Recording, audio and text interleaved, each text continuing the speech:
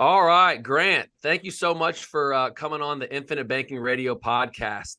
Again, I'm Nolan and this is one of my favorite guys, Grant Miatveit. And it's one of those Norwegian names that you don't hear often. I was saying to Grant earlier, I'm not the first person to misspell it or to mispronounce it, and I won't be the last. So, Grant, thanks so much for coming on, man. Yeah, thanks for having me. Appreciate it. And I really appreciate what you're doing with this. Man, great. Awesome. Well, just to jump in again, we won't have to dance around. I just wanted to introduce you. We, of course, in our intro, just talking about who you are, what you do, how you and I are investing together. You're a client of mine for Infinite Banking. I'd like to take a step back and start kind of just more about who you are, where you are, what you're doing, and kind of just the person that you're trying to become, I guess. Yeah. So I've been in biotech for 25 years. Been in that side of things for a long time. Been always looking to advance my career and doing that, and I still want to do that.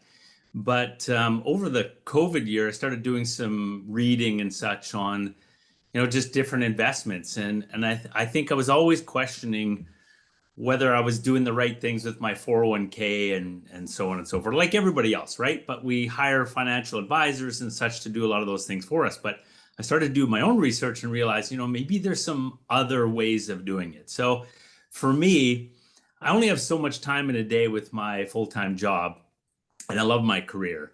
And so how do I juggle all of the other things that I'm trying to think of?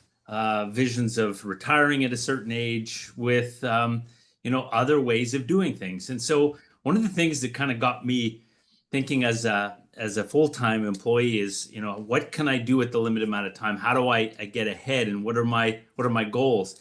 But I think at the end of the day, what I stumbled across, which was a book called The End Asset, helped me kind of look at, trying to keep more of the money that I do earn and pay Uncle Sam less. So for me, as much as I've done in my career, and I think about all the time that I've put into that, and as little time as I've put into my finances in my retirement, that's a real disservice. And I think that's not unlike most people, right?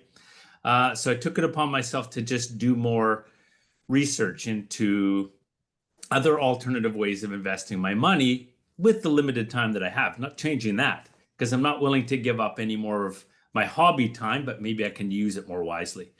And in that process of coming through the End Asset, just looked at maybe there's different ways that I can park my money more efficiently, and dovetailing with something that I'd also come into, which was just investing in real estate, but I just really hadn't got into enough of it to really make a go of it, in my opinion, with the limited time. And so I know I'm kind of taking a bit of a roundabout way there, but I think ultimately, Nolan, what happened in that process is I came across a really cool strategy to park some of my money into whole life insurance as a real nice vehicle to become a greater Swiss Army knife with my finances, whether it's my day-to-day, whether it's my retirement, and even more so more recently, the investing side, because it does all of those and more much more efficiently than what we're traditionally accustomed to, like 401ks, IRAs, and that thing. So, sorry, I covered a few things there, but I'm not sure if there was a few others that you maybe wanted to cover before we got into IBC more specifically. No, that was great. I guess the question that I would have, as you kind of touched a little bit, is I feel a lot of people that are having successful careers like yourself, not that you just do what you're told to do, but you almost don't, when you have this success, you almost don't want to deviate away from what everybody else that's successful is doing. Putting the money into the 401ks, the IRAs, all of these government style investments and securities. And candidly, maybe now we're a little more outside the matrix, I guess. But once you see the other side, you discover that, man, if I don't do something else, Uncle Sam has just got his hands strangled around my neck. We're just basically kicking the tax can down the road and hoping and praying that maybe taxes might remain the same, but they're more likely than not to go up. what has been your, observation, like you said, during those COVID years that you were studying and trying to discover, like, maybe there is a different way. So how did you kind of, what rocks were you trying to turn over to what made you kind of step back and look and discover, man, maybe I need to try something else? Yeah, I mean, I think ultimately I looked at it and I looked at my expenses, and my biggest expense is taxes. So I'm thinking, well, I can nickel and dime all these other ways. I can try to push additional, like, I max out my 401k. I've been doing that, had been doing that for a long time. I don't do that anymore, by the way.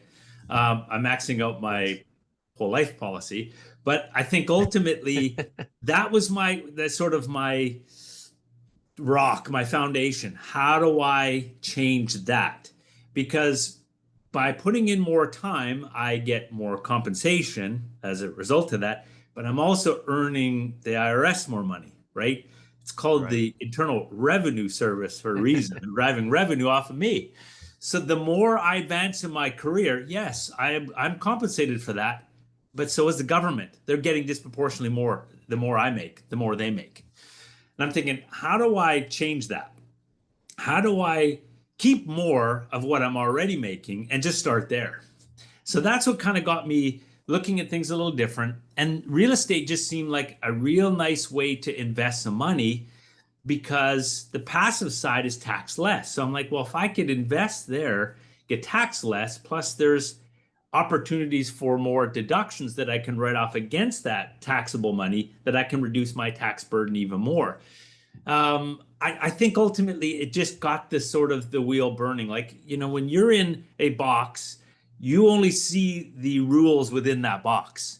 If you step outside the box, now you're exposed to things that you didn't even realize were a possibility while you were looking from a different viewpoint. So I think those pieces of literature, those books, the podcasts, the things that I went through during COVID started to help me see outside the box and just get different viewpoints of what's possible from where I was standing before. I think the Rich Dad Poor Dad book also just got me thinking differently, that there's a different way. And we're ultimately caught in this rat race of trading time for money. And it's up to us to get to make a change.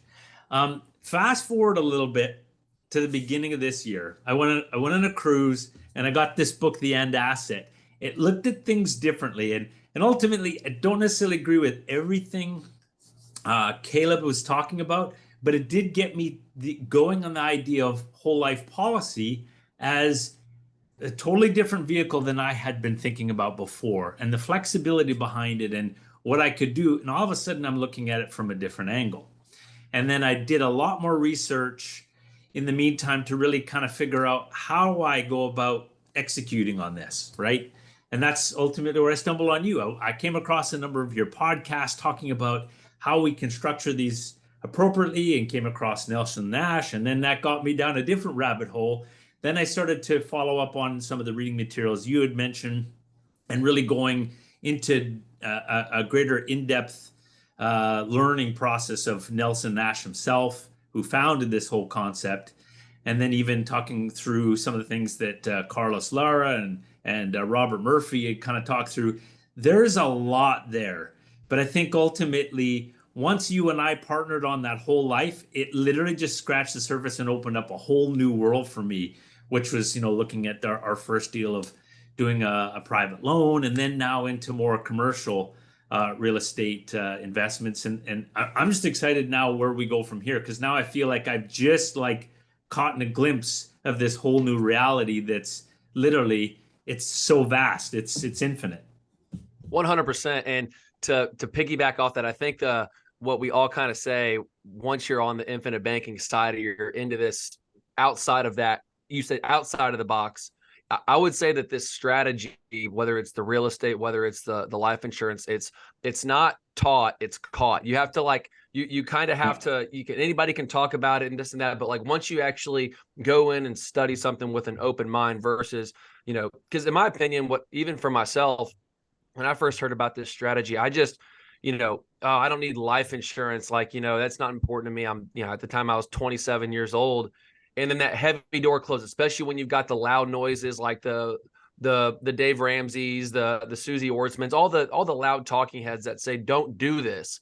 But all the people that follow them like are poor. They don't have any money. So it's like it keeps them into their own funnel that way. So I would just, that's such a good point. It's, once you get outside of the box of where, before when you're in it, you start to open up. It's like taking the blinders off a horse and you're like, whoa, there's a whole lot more out here. And then you introduce, like you said a minute ago, talking about taxes for the IRS.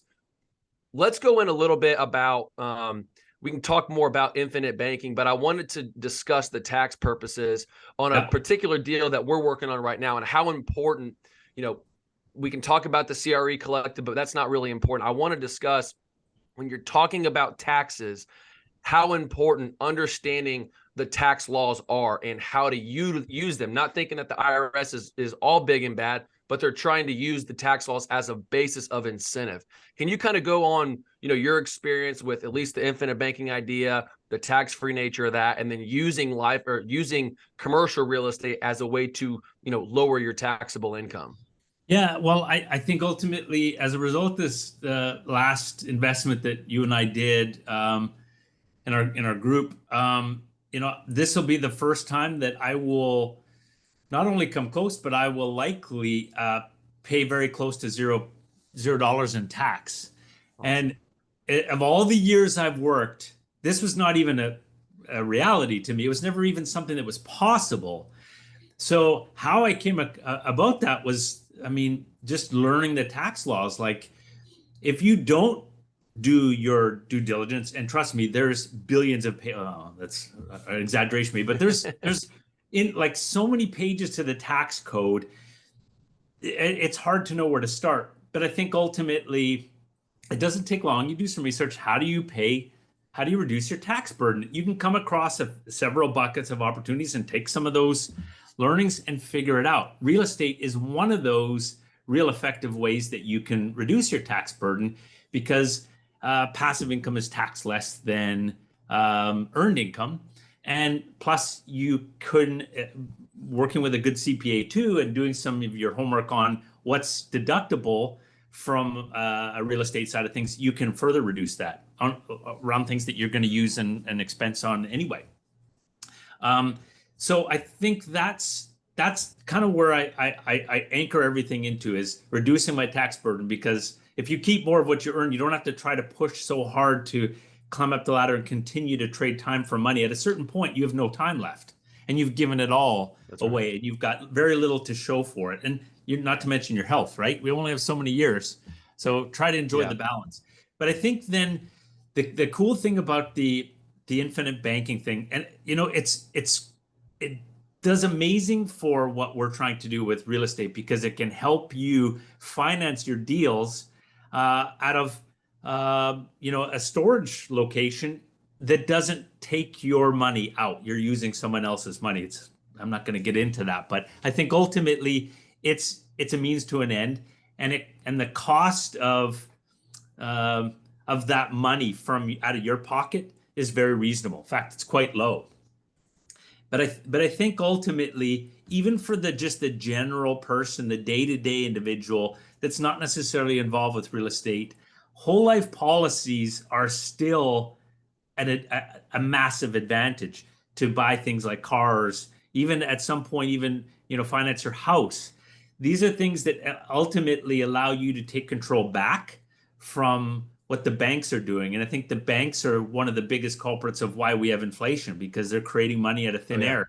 If we can, one person at a time, take the banks out and manage our money and take advantage of that sort of arbitrage. This, what banks are doing is taking a low interest rate, paying for that money, and then they're charging higher interest rates and banking the difference. If we can do that ourselves using policy loans with our whole bank policy, more common people can do that. We would be in a much different place.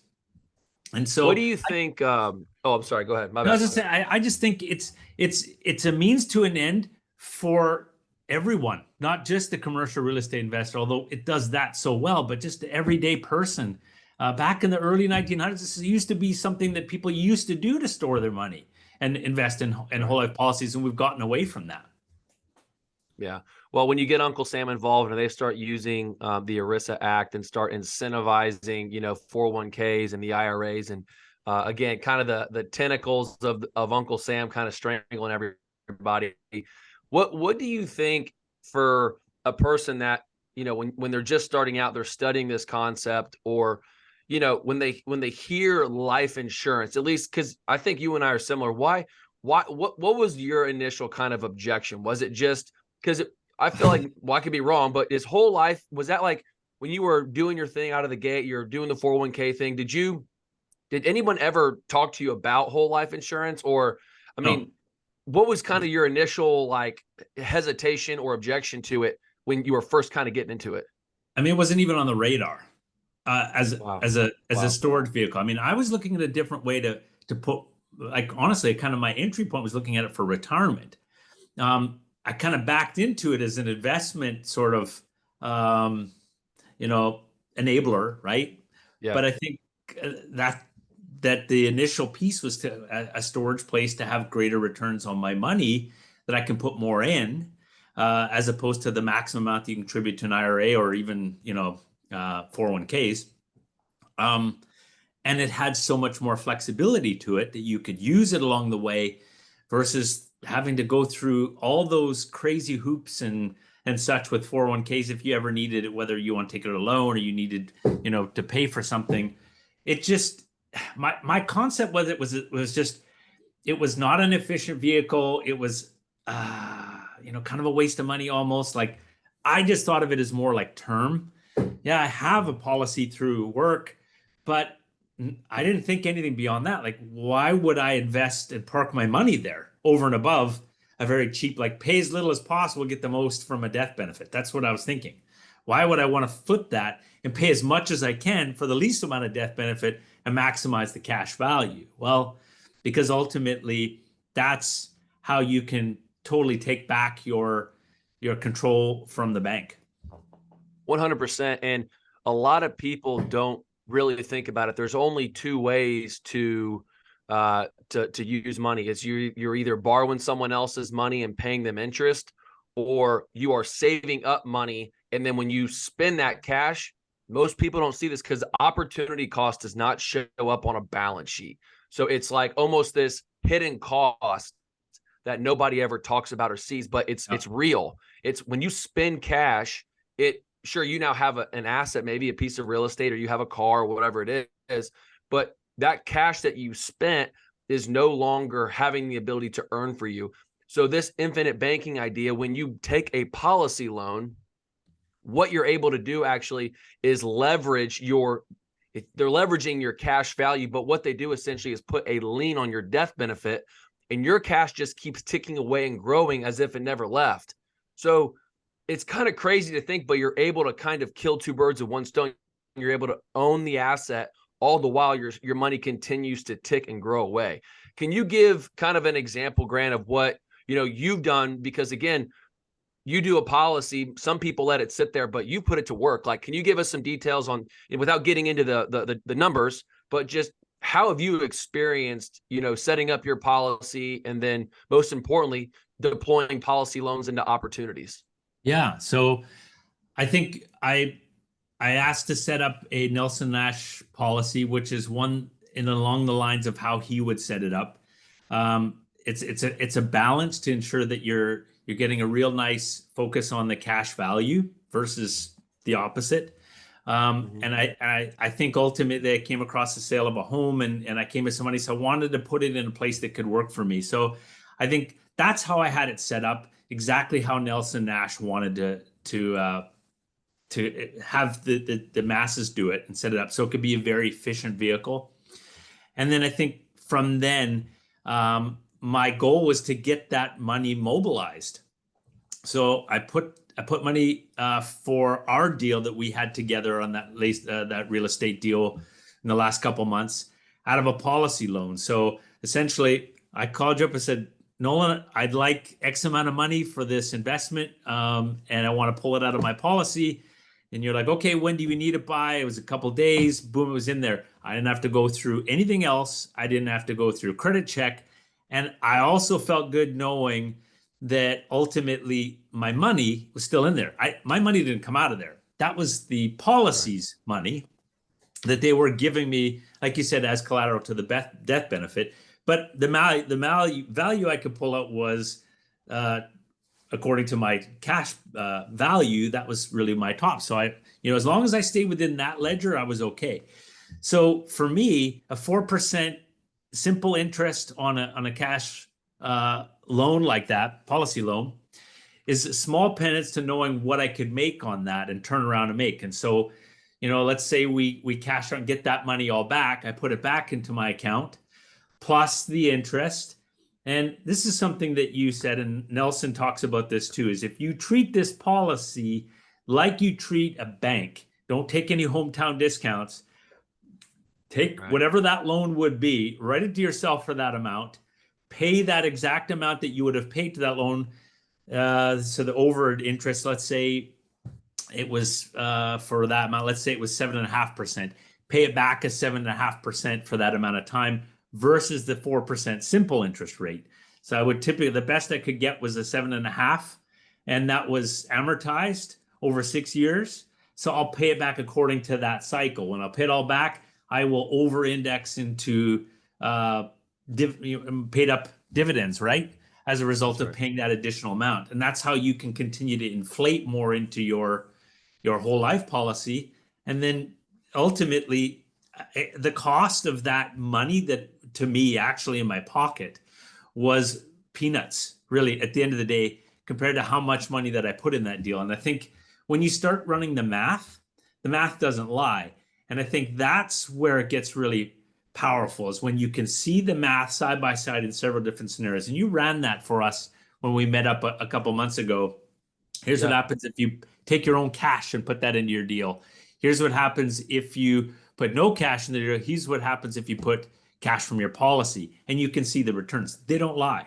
Math doesn't lie. It doesn't lie. And for someone that can't, see what we're talking about, imagine for a second that you've got a house that you just purchased for $100,000. It's throwing off $10,000 a year in cash flow. You've got two options, let's say. Of course, we can say you could borrow from the bank, but let's just say that your two options are you could use $100,000 that's in your checking account, or you could use a $100,000 policy loan that Grant would say. So imagine me, Nolan, I go and say, take $100,000 from my checking account and I buy that thing with cash. Now, I'm now funneling $10,000 a year back into my checking account. So what is the rate of return on that? It is your net operating income divided by your injected equity. So 10,000 divided by 100,000 is 10%. 10%. If you did the exact same thing, the way that Grant does it and the way that we do it, where instead of you using your own cash, you take a policy loan. What if you did the same thing? Now, Grant said it's a 4% interest only unstructured loan. Nobody tells you the amortization, the terms of the debt. You pay it back as you please, but it's 4% interest only.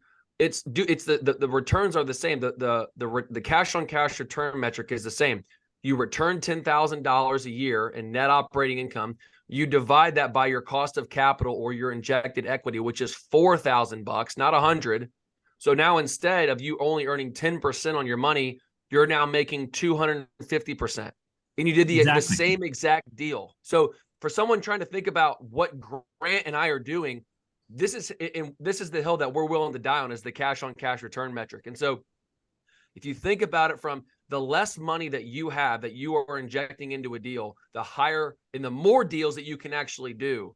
So that's kind of where Grant and I were thinking at the end of the day, the hill we're willing to die on is using policy loans to inject into deals instead of using our own cash, if that makes sense. Would you agree with that, Grant, or do you have something else like following with that?